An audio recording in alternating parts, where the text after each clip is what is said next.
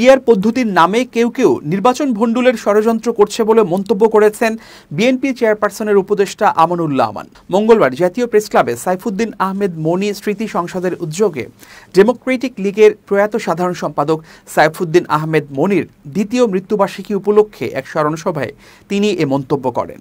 আয়োজক সংগঠনের আহ্বায়ক ফরিদ উদ্দিনের সভাপতিত্বে এ সভা অনুষ্ঠিত হয়। আমানুল্লাহ আমান বলেন, ফেব্রুয়ারিতে নির্বাচন হবে।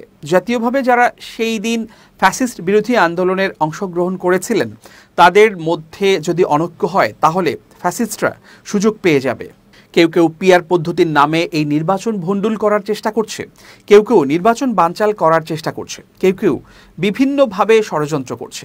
আমি আহ্বান জানাবো এই ব্যাপারে সকলকে সতর্ক থাকার। কয়েকটি রাজনৈতিক দলকে আন্দোলন থেকে সরে আসার আহ্বান জানিয়ে তিনি বলেন, ফ্যাসিস্ট বিরোধী আন্দোলনে অংশগ্রহণকারী সকল রাজনৈতিক দলকে ঐক্যবদ্ধভাবে নতুন করে শপথ নিতে হবে যে ফ্যাসিস্ট খুনি শেখ হাসিনার বিচার হতে হবে। সন্ত্রাসী রাজনৈতিক দল আওয়ামী লীগের কার্যক্রম নিষিদ্ধ ঘোষণা করা হয়েছে, সেটা নিষিদ্ধ রাখতে হবে।